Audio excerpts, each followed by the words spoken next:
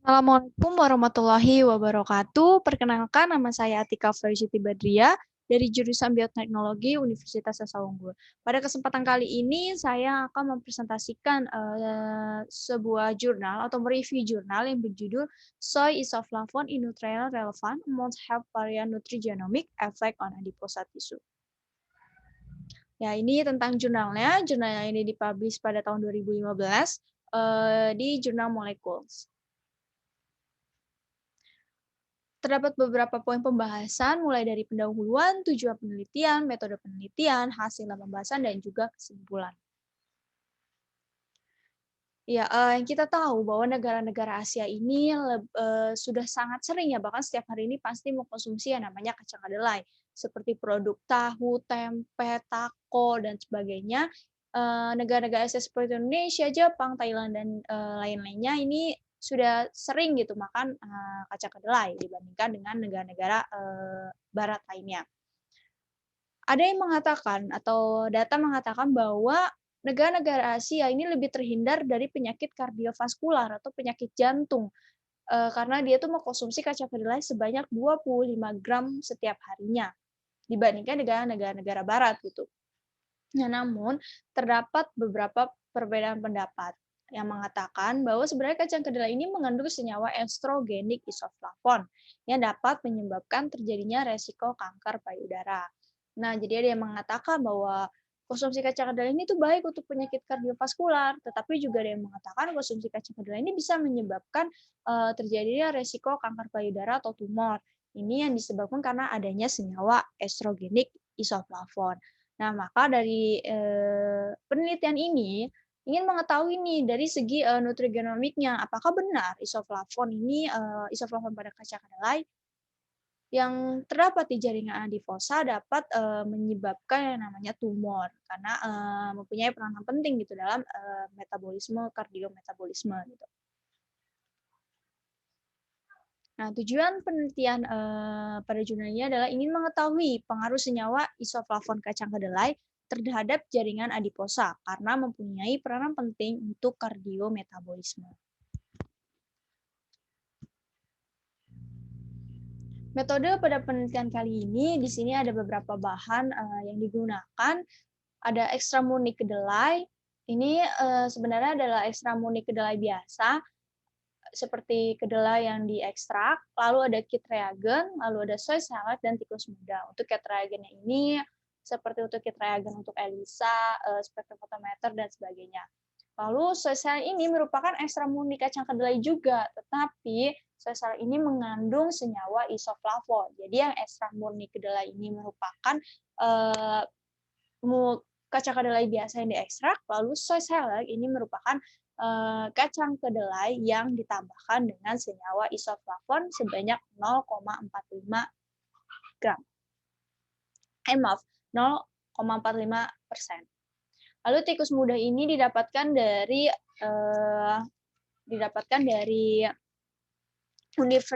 Universitas Madrid. Lalu ada RT-PCR juga, dan ini tekniknya ini dimulai dari teknik bioesai. Teknik bioesai ini menggunakan tikus muda sebanyak 14 tikus, tapi dibagi menjadi 2, 7:7, yang dimana akan dilakukan aklimatasi terlebih dahulu selama seminggu atau 7 hari. Aklimatasinya ini dilakukan dengan cara menerapkan yang namanya gelap terang. Jadi di jam 7 pagi hingga jam 7 malam, tikus berada di ruangan gelap. Lalu setelah 7 malam dan sampai jam 7 pagi, ini tikus dalam keadaan terang gitu. Ini dilakukan selama 7 hari dan diberikan konsumsi makanan tikus pada umumnya. Lalu setelah 7 hari berlalu, maka akan dilakukan yang namanya percobaan. Percobaan dilakukan selama 2 bulan. Percobaan ini dengan cara tikus dipelihara selama 2 bulan, lalu diberikan makanan dengan ekstrak murni kedelai dan juga soy salad. Untuk mengetahui nih senyawa isoflavon ini mampu atau tidak menyebabkan tumor. Nah, setelah dipelihara selama 2 bulan, lalu dilakukan korban gitu. Jadi tikusnya itu dikorbankan dengan cara mesayat bagian perut tikus, lalu ambil diambil darahnya, mengambil sampel darah di jaringan vena cava, maaf, di vena cava gitu. Lalu setelah itu akan disuntikan hepatin banding HBSS, disuntikan di vena juga. Ini untuk memberhentikan darah gitu, jadi tidak ada darah yang mengalir untuk mengambil jaringan adiposanya tentu. Nah, setelah itu jaringan ini akan dicuci menggunakan HBSS sebanyak 2 kali dan nanti akan disimpan, di suhu -80 derajat Celcius. Setelah itu akan dilakukan analisis konsentrasi leptin. Untuk analisis konsentrasi, plasma leptin ini menggunakan, ELISA. Lalu setelah itu akan dilakukan isolasi dan analisis RNA. Untuk, isolasi dan analisis RNA ini, berasal dari jaringan adiposa. Jaringan adiposa perigonadal yang akan dilakukan analisis menggunakan spektrofotometer nanodrop 1000. Lalu akan dilakukan QRT-PCR itu untuk memvalidasi hasil microarray. Jadi untuk memvalidasi apakah benar terdapat gen yang telah dilakukan microarray.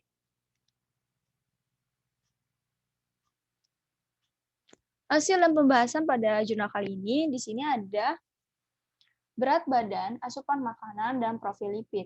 Di sini bisa dilihat di tabel pada berat badan, baik kontrol diet maupun 0,5% sesaat ini tidak terjadi perubahan berat badan gitu. Berat badannya pun tidak mengalami kenaikan. Nah, lalu di sini ada tabel yang paling bawah ini ada kolesterol dan trigliserida. Pada kolesterol kontrol dietnya ini 117, sedangkan yang sosial ini 132,5. Sosial ini lebih tinggi dibandingkan kontrol diet yang di plasma kolesterol. Lalu yang trigliserida kontrol diet ini lebih tinggi dibandingkan sosial yang cuma 53,7. Jadi tidak ada perubahan pada parameter tubuh tikus, namun terdapat perubahan atau peningkatan pada konsentrasi plasma kolesterol, namun terdapat penurunan pada trigliserida. Hal tersebut ini harus dilakukan penelitian lebih lanjut. Kenapa kolesterol di sel-sel ini lebih tinggi gitu dibandingkan kontrol diet, dan juga trigliserida kenapa yang kontrol diet lebih tinggi dibandingkan sel-sel yang lebih rendah. Lalu untuk analisis konsentrasi leptin, jadi kan tadi saya bilang pada tahap percobaan tikus ini diberikan makan extra kacang sebagai kontrol diet, lalu ada 0,45% sosial. Nah, setelah ditambahkan, setelah tikus mengkonsumsi 0,45% sosial selama 2 bulan, ini mengalami peningkatan konsentrasi leptin, akan signifikan, lebih tinggi dibandingkan yang kontrol. Sebelum ini, leptin ini merupakan sebuah hormon yang mampu mengatur pola makan gitu. Jadi, dia ini diproduksi di jaringan sel lemak. Nah, ketika leptin tinggi ini sebenarnya tidak baik gitu, karena bisa menyebabkan obesitas, penyakit darah tinggi, dan sebagainya gitu yang diakibatkan karena konsentrasi leptin yang terlalu tinggi. Nah, ini di percobaan pada tikus, namun di manusia juga ada resisten yang namanya resisten leptin. Nah, ini bisa menyebabkan penyakit yang berbahaya.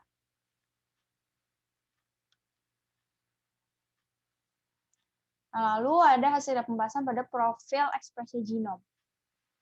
Tadi microarray, pas dilakukan microarray ditemukan namanya gen yang berperan dalam jalur biologis, mulai dari MAPK, kemokin, dan juga TGF beta sinyalin.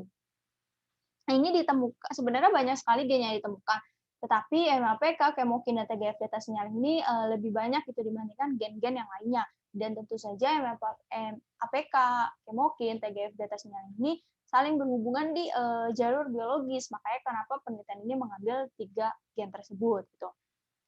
Ini kan memainkan peran penting dalam beberapa proses seluler seperti diferensi adiposit, dan juga proliferasi. Lalu di sini ada validasi ekspresi gen. Tadi kan kita sudah melakukan profil ekspresi genom, lalu akan dilakukan validasi ekspresi gen. Apakah benar gitu MAPK, TGF, dan kemokin ini ada dan juga mempunyai peran yang penting juga gitu. Ini diambil di metabolisme lipid di jaringan adiposa. Dan hasilnya memang benar, MAPK dan kemokin dan juga TGF beta signaling ini mempunyai fungsi yang krusial gitu, yang penting juga di jaringan adiposa. Nah, lalu mengkonsumsi kacang kedelai akan menurunkan kematian yang disebabkan oleh kardiovaskular. Namun ternyata hal tersebut belum dibuktikan secara ilmiah. Penelitian ini ingin membuktikan apakah benar senyawa isoflavon mampu bisa menyebabkan tumor, bukan fokus ke kardiovaskular. Maka dari itu harus dilakukan penelitian lebih lanjut gitu. Apakah benar kacang kedelai ini mampu menurunkan kematian kardiovaskular? Gitu. Menurunkan kematian oleh penyakit jantung. Nah, lalu justru didapatkan nih, kan tadi di pendahuluan saya bilang bahwa senyawa isoflavon ini mampu loh menyebabkan penyakit tumor gitu. Tapi ternyata ini tidak. Senyawa isoflavon ini mempunyai beberapa jenis. Ada genestin dan diazin. Nah, genestin dan diazin ini memang bisa menyebabkan tumor, tapi juga bisa menghambat tumor. Hal tersebut pun tidak hanya semata-mata begitu saja. Ini ada beberapa faktor seperti mulai dari jenis sel, bahkan genetik ini saling berhubungan gitu. Jadi senyawa isoflavon ini tidak kemungkinan bisa menghambat, namun juga kemungkinan bisa menjadi pemicu tumor. Ini semua tergantung dari faktor-faktor tersebut. Lalu di dalam jaringan adiposa, senyawa genestin dan diazin mampu meningkatkan regulasi gen MAPK dan menurunkan regulasi gen penyialan kemokin. Jaringan adiposa ini mengandung senyawa genestin dan diazin. Senyawa genestin dan diazin ini tidak hanya merugikan gitu, tapi juga menguntungkan. Salah satunya ini bisa menjadi pengobatan neoprotektif dan neorelaksan untuk sel otot destruk gitu. Jadi ini juga tidak hanya sebagai pemicu tumor, tapi juga bisa mempunyai keuntungan lainnya. Nah, salah satunya di regulasi gen MAPK. Di sini regulasi gen MAPK ini bisa meningkat karena adanya senyawa genestin dan diazin. Nah, ada penelitian yang mengatakan cobalah untuk fokus di gen APK mitokondria. Di gen APK mitokondria ini mampu loh untuk mengobati, menghambat penyakit kardiovaskular. Maka dari itu, seharusnya peneliti lain-lainnya itu bisa bisa melakukan fokus gitu terhadap gen APK di dalam mitokondria gitu. Karena bisa sangat penemuan yang cukup baik ya, cukup bagus sekali karena bisa mengetahui nih, berarti kalau kita konsumsi kacang kedelai bisa loh untuk menghambat tumor, tapi kalau mungkin ya kalau dikonsumsi terlalu banyak juga bisa menghambat pemicu tumor gitu. Harus semuanya harus sesuai standar yang ditetapkan. Nah, menurut senyawa genestin dan diazin yang terdapat di dalam kacang kedelai, kalau kita ingin mencari tahu, mungkin aja memang benar gen MAPK di dalam mitokondria ini mampu menghambat atau bahkan mengobati penyakit kardiovaskular. Gitu. Kenapa? Makanya dia mengatakan bahwa kita mengonsumsi kacang kedelai ini bisa menurunkan resiko kematian yang disebabkan oleh penyakit jantung. Nah, sebelum itu saya akan memberikan sedikit tanggapan mengenai kekurangan dan kelebihan jurnal. Untuk kekurangan jurnal ini, jurnal tidak menyertakan gambar gitu. Dia hanya menyertakan tabel-tabel, yaitu termasuk kelebihan sih, maksudnya menyertakan tabel, grafis, dan sebagainya itu termasuk kelebihan. Tetapi kekurangannya tidak menyertakan gambar. Bagaimana perubahan tikus di awal diakumitasi sampai sebelum dilakukan pengorbanan. Nah, kesimpulannya, pada penelitian kali ini memberikan gagasan terbaru mengenai senyawa isoflavon kedelai, di mana yang memiliki berbagai macam efek, mulai efek positif dan negatif. Positif ya, dia bisa menghambat penyakit tumor, dan negatifnya bisa memicu penyakit tumor. Hal tersebut ini didasarkan oleh faktor-faktor seperti genetik dan jenis sel dan lain-lainnya. Lalu sedangkan dampak untuk kardiovaskular harus dilakukan lebih lanjut. Maksudnya harus dilakukan penelitian lebih lanjut karena memang yang tadi saya bilang kemungkinan gen APK, regulasi gen APK di mitokondria mampu mengobati maka menghambat penyakit kardiovaskular. Ya, dan terima kasih presentasi dari saya. Jika ada salah-salah kata atau miss dalam TV jurnal ini, mohon diberikan komentar di YouTube karena memang semua tidak luput dari kesalahan. Wassalamualaikum warahmatullahi wabarakatuh.